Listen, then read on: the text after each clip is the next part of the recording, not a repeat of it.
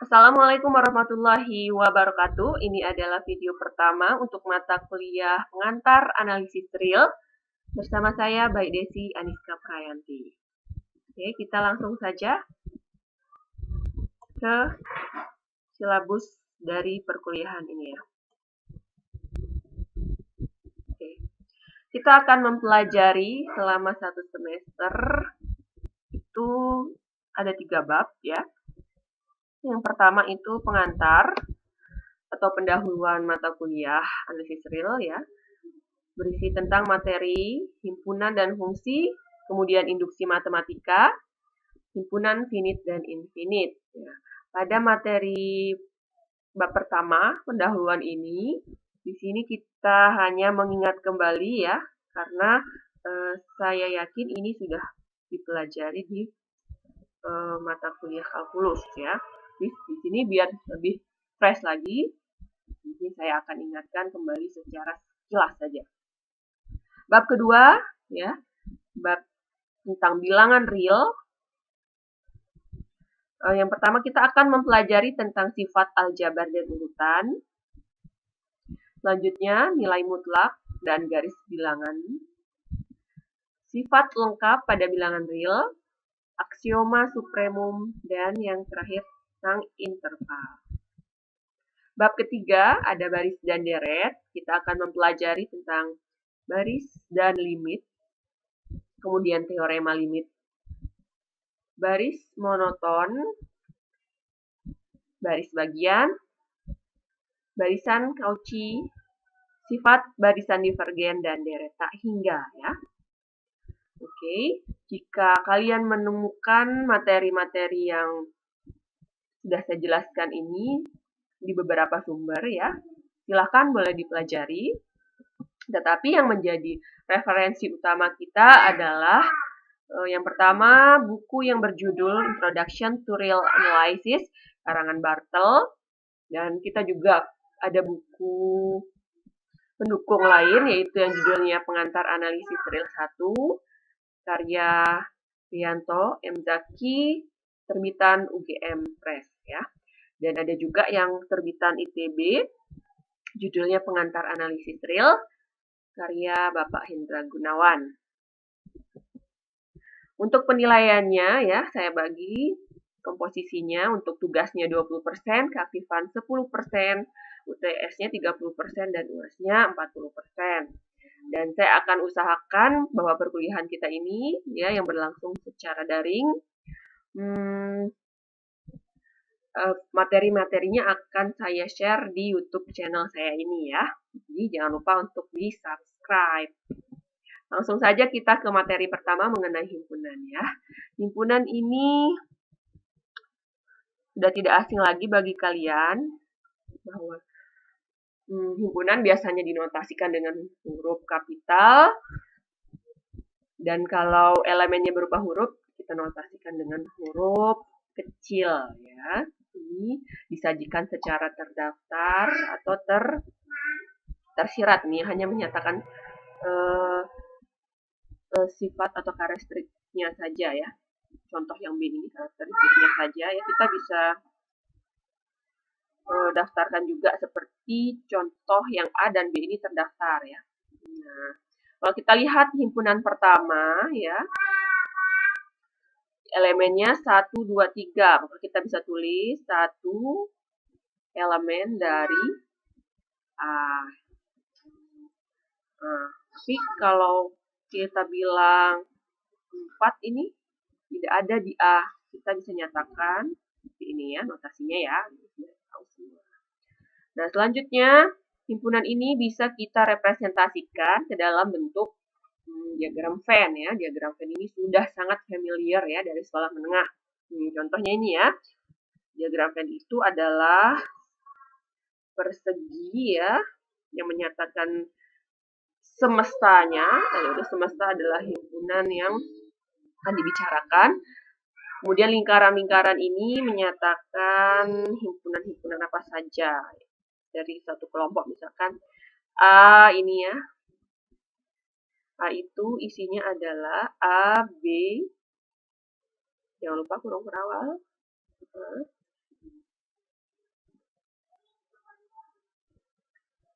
benar FH ya. Dan kalian bisa daftarkan lagi untuk elemen yang lain. Nah, dari diagram Venn ini juga kita bisa lihat sifat apakah A itu ada irisannya dengan B. Ada nggak irisannya? Kalau dilihat tidak ada ya. Berarti kita bisa nyatakan sebagai himpunan kosong. Oke, ada A, bis B, A gabung B ya. Ini sifat-sifatnya. Ada himpunan. Kemudian ada A komplement ya. Kalau A komplement itu adalah himpunan yang bukan anggota A. Ya, kalian bisa menggambarkan satu persatu ya. Oke. Selanjutnya kita ke fungsi ya. Kalau kita punya dua buah himpunan ya, himpunan tak kosong, kita bisa petakan himpunan A ke B. Bagaimana? Fungsi dari A ke B itu adalah himpunan pasangan terurut ya, notasinya ini A cross B. Sedemikian sehingga untuk setiap A kecil elemen A besar terdapat tepat satu. Biasanya notasinya gini, terdapat tepat satu. Kalau di buku-buku analisis itu ya notasinya gitu. B kecil elemen B besar, di mana pasangan terurut AB ini elemen dari fungsi itu. Notasinya seperti ini, F titik 2A, kayak gini udah sangat familiar. Nah, sekarang coba kita lihat gambar ini ya, gambar pertama. Gambar pertama ini merupakan fungsi ya, karena untuk setiap A, elemen A ini dipasangkan tepat satu ke elemen B. Kalau yang kedua ini bukan fungsi. Alasannya kenapa? Coba kita perhatikan, karena ada ini. Karena terdapat elemen A itu yang dipasangkan lebih dari satu ya, dia bercabang. Kalau ada bercabang seperti ini, bukan fungsi. Nah, selanjutnya dalam fungsi kita juga mengenal fungsi injektif, surjektif, dan dijektif ya. Kalau gambar pertama ini merupakan fungsi injektif ya, karena untuk setiap A ini memiliki pasangan yang berbeda ya di B. Gambar kedua ini merupakan fungsi surjektif. Nah, kalau fungsi bijektif itu satu-satu pada ya, yaitu tepat satu-satu dan pada. Jadi ini dia jumlah sama kayak gitu nanti. Nah, seperti ini fungsi bijektif satu-satu dan pada ya. Nah, selanjutnya kita ke induksi matematika ya. Induksi matematika ini digunakan untuk membuktikan apakah pernyataan itu benar atau berlaku untuk bilangan asli ya, nanti ya. Caranya adalah untuk setiap n kecil elemen bilangan asli dan Pn ini merupakan suatu pernyataan tentang n ya, maka yang pertama P1 ini benar untuk n sama dengan 1. Pernyataan kedua, jika PK itu benar, maka PK plus 1-nya itu benar untuk setiap K elemen bilangan asli. Dan apabila pernyataan 1 dan 2 ini benar, maka pernyataan Pn itu berlaku atau benar untuk setiap N bilangan asli. Kita lihat contoh ya. Nah, saya punya deret 1 ditambah 2 tambah 3 sampai 8 ya. Ini mudah untuk kalian menghitungnya ya. Kemudian kalau saya punya deret 1 ditambah 2 sampai 100 ya. Bagaimana cara menghitungnya? Ini kita ada trik untuk menghitungnya. Bisa menggunakan rumus deret. Bahwa deret yang pertama, penjumlahan 1 sampai 8 ini adalah setengah dari banyaknya bilangan. Ya, ditambah banyaknya bilangan itu dikali banyaknya bilangan ditambah A0-nya atau bilangan pertamanya. Nah, selanjutnya itu juga berlaku untuk 1 deret 1 ditambah 2 ditambah 3 sampai 100, yaitu setengah kali banyaknya bilangan yang muncul dikali banyaknya bilangan ditambah angka pertama, ya. Nah, bagaimana kalau bilangannya deretnya itu ternyata ganjil ya jumlahnya? Ini kan 1 ditambah 2 sampai 7 ganjil.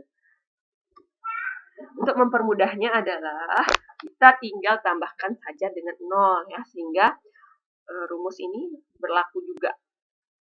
Sehingga 0 tambah 1 sampai tambah 7. Cuma yang berbeda di sini adalah nanti setengah ditambah banyak bilangan dikali ya, banyak bilangan ditambah angka pertama. Angka pertamanya 0. Nah, secara umum ya, kita akan menunjukkan bahwa formula tadi itu berlaku untuk setiap n bilangan asli ya. Rumusnya seperti ini.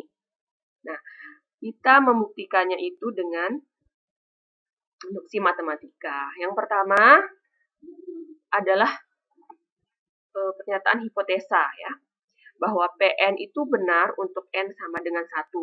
Nah, berarti kita coba aja langsung ya.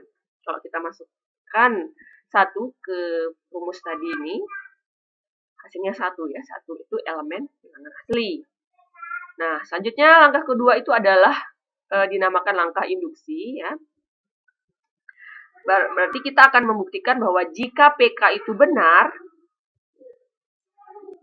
untuk N sama dengan K, berarti akan dibuktikan benar juga untuk K plus 1. Artinya, berarti kita diketahui PK itu benar. PK artinya, kita jabarkan saja, ini adalah setengah K dikali K plus 1. Ini PK. Nah, berarti kita akan buktikan untuk PK plus 1 ya. Nah, selanjutnya ini ya, rumus yang ini, kita tambahkan dengan K plus 1 di sisi kiri dan kanan. Seperti ini hasilnya.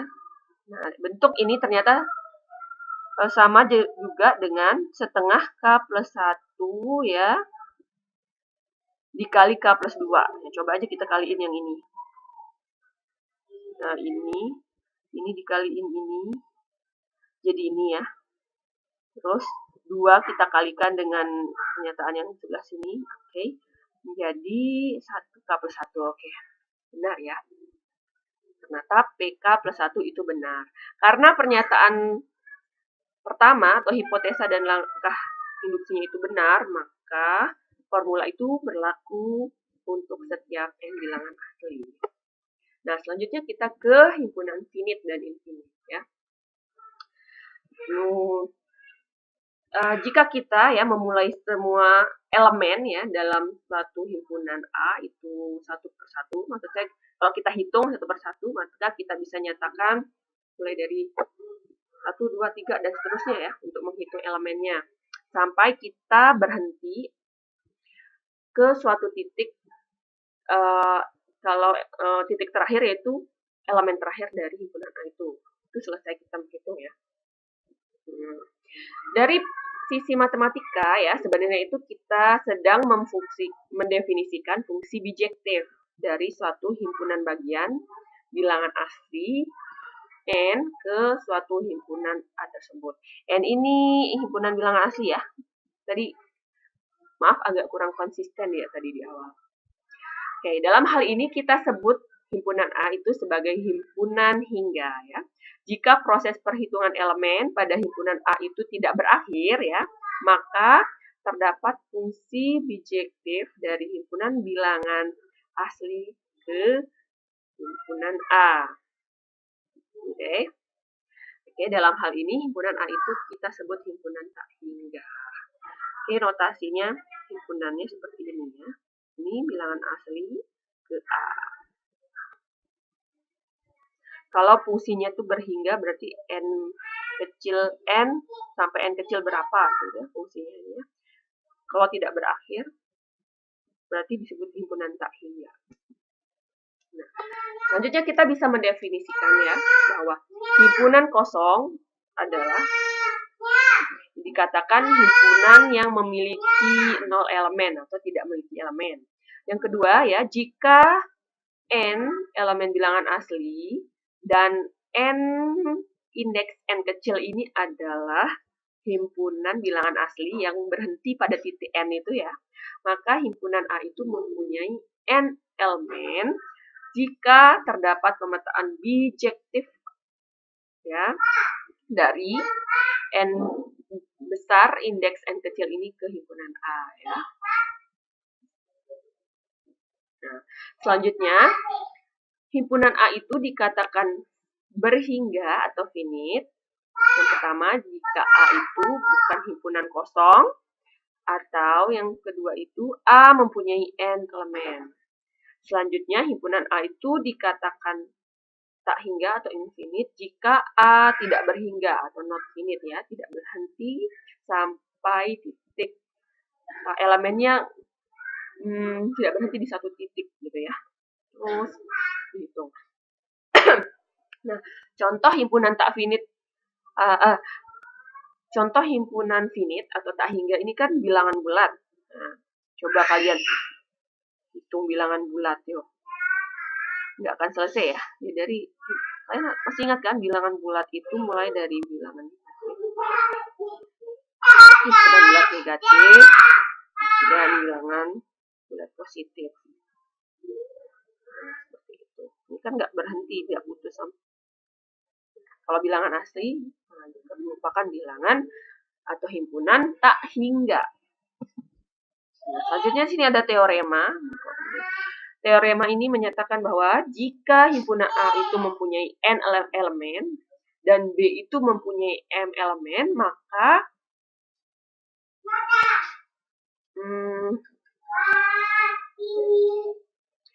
irisannya itu adalah himpunan kosong.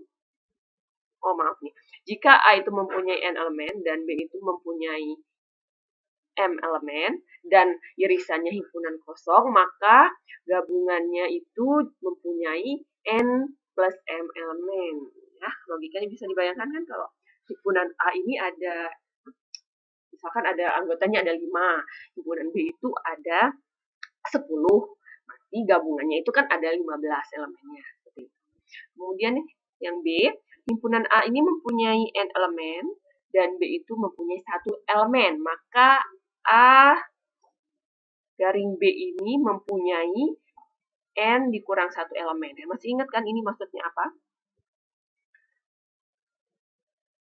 Artinya itu himpunan A dikurangi himpunan B gitu loh ya, elemennya ya. Oke. Ya. Oke.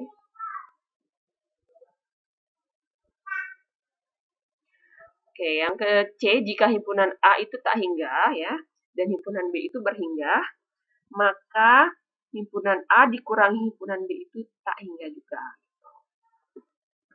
Berarti artinya himpunan tak hingga dikurangi himpunan berhingga, tetap hasilnya menjadi himpunan yang tak hingga.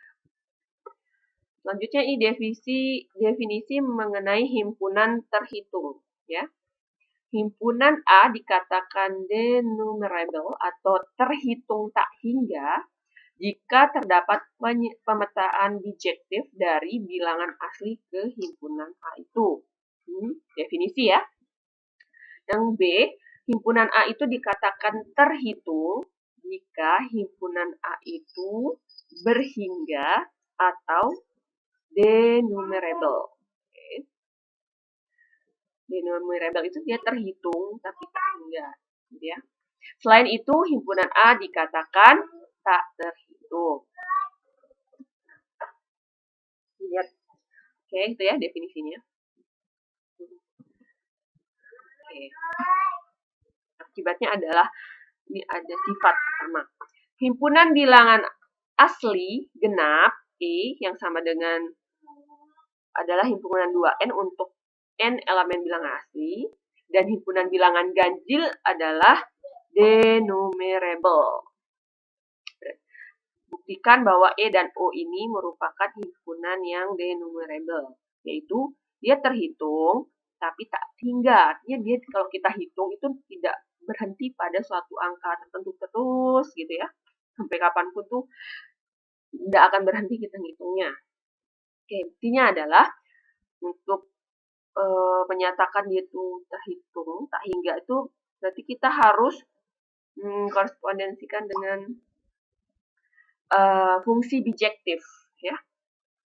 Sehingga kita definisikan saja suatu fungsi ya dari bilangan asli ke bilangan genap. E bilangan genap kan, himpunan bilangan genap.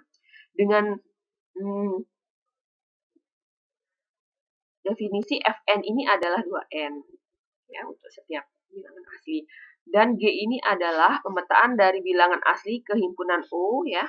Himpunan O itu himpunan bilangan ganjil ya.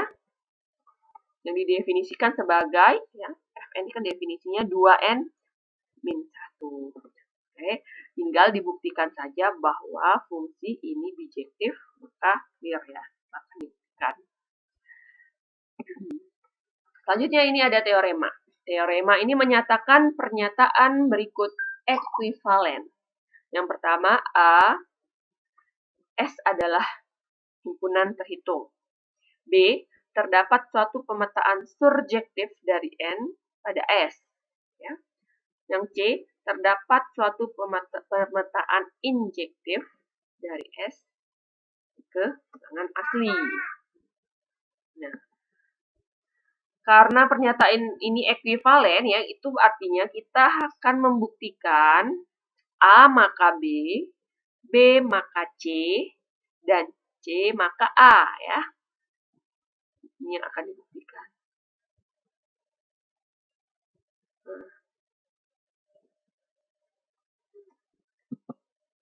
Nah, sekarang kita akan membuktikan A maka B ya. Berarti diketahui A akan dibuktikan pernyataan B. Diketahui S itu himpunan terhitung akan dibuktikan terdapat suatu pemetaan surjektif.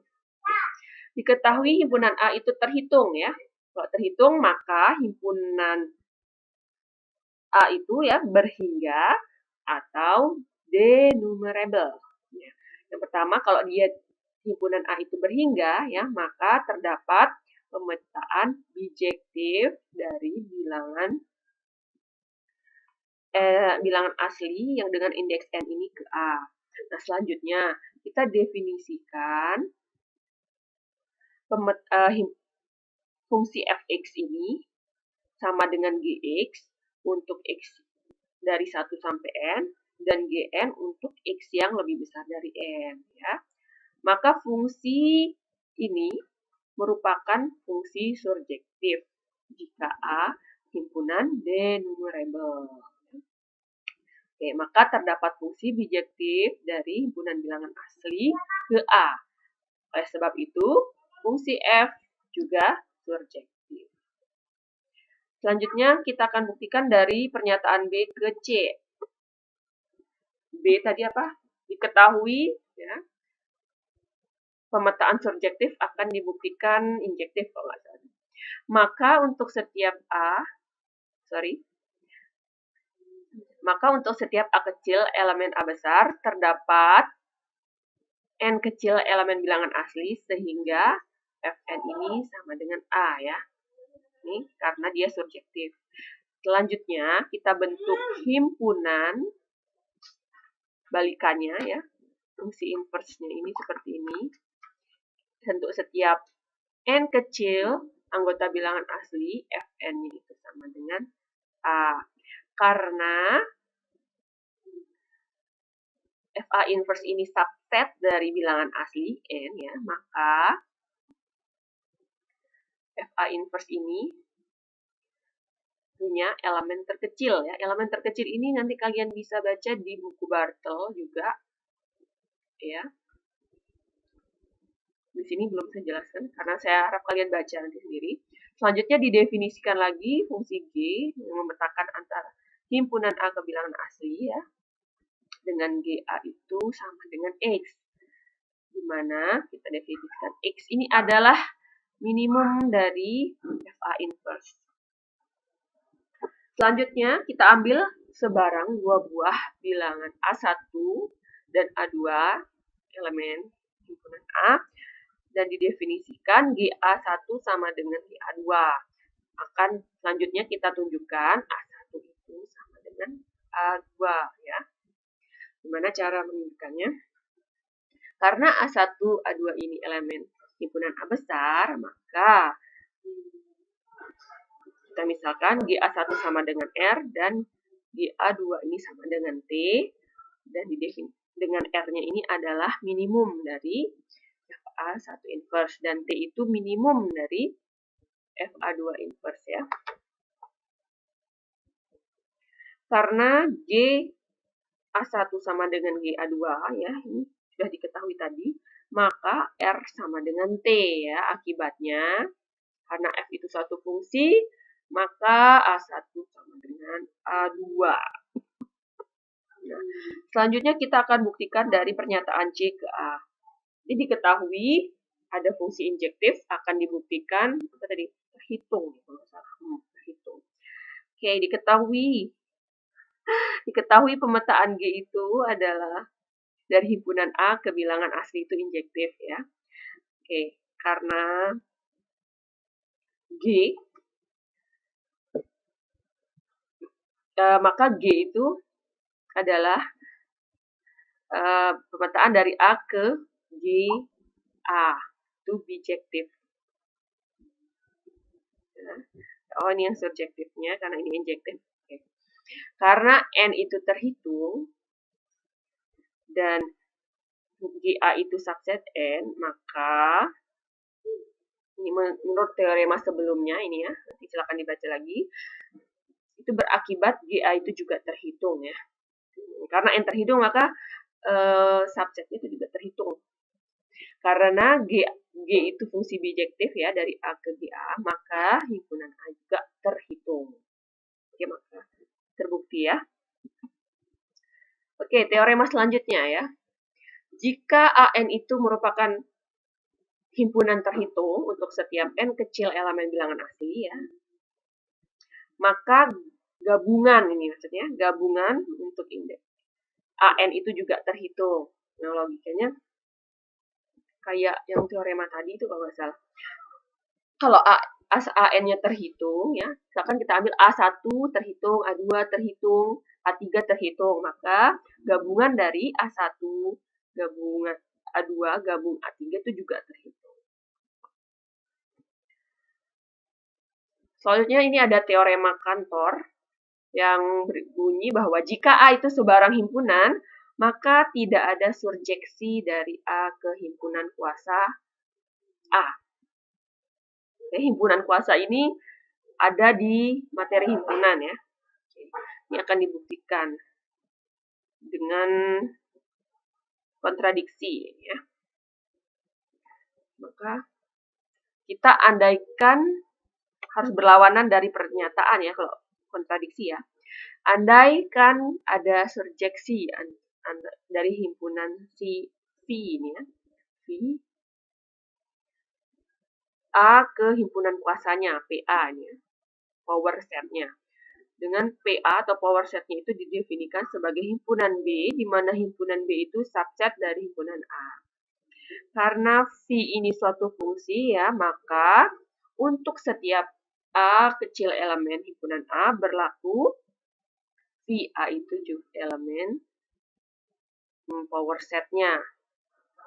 Ini berarti bahwa VA subset dari A. Maka A itu elemen dari VA atau bukan elemen VA ya, bukan elemen fungsi. Selanjutnya, kita bentuk himpunan D ya, di mana himpunan D ini didefinisikan sebagai himpunan untuk setiap A elemen A adalah yang bukan elemen fungsi V ya. Oke, dari definisi ini jelas bahwa D ini subset dari himpunan A. Karena V ini surjektif, maka untuk D, himpunan D ini elemen power set A, itu terdapat A0 elemen A, sehingga D ini sama dengan VA. Selanjutnya karena A0 ini elemen A dan D itu subset dari A, maka A0 itu elemen D atau kemungkinan kedua bukan elemen D. Nah, kalau dia elemen D, maka A0 itu bukan elemen V. Ya. Sama dengan D. Nah, ini kan kontradiksi ya. Padahal ini ternyata A0 bukan anggota ini. Ya, ini kontradiksi. Oke, selanjutnya kalau dia bukan yang pertama tadi apa? Ini untuk yang A anggota D. Nah, kalau A0 bukan elemen D, itu artinya dia sama dengan V A0.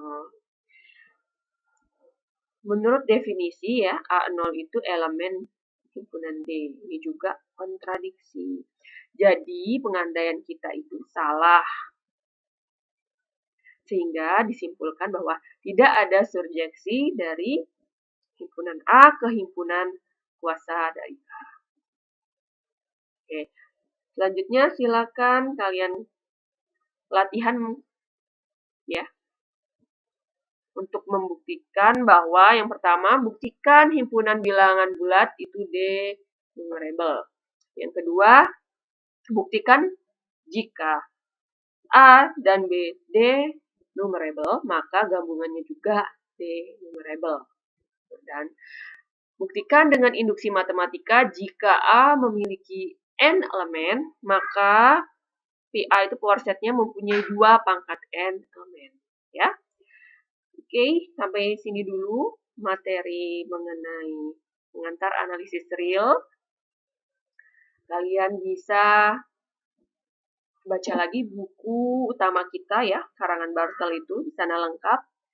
Dan nanti mungkin ada latihan tambahan yang akan saya share melalui kelas Edlink-nya. Oke. Cukup sekian.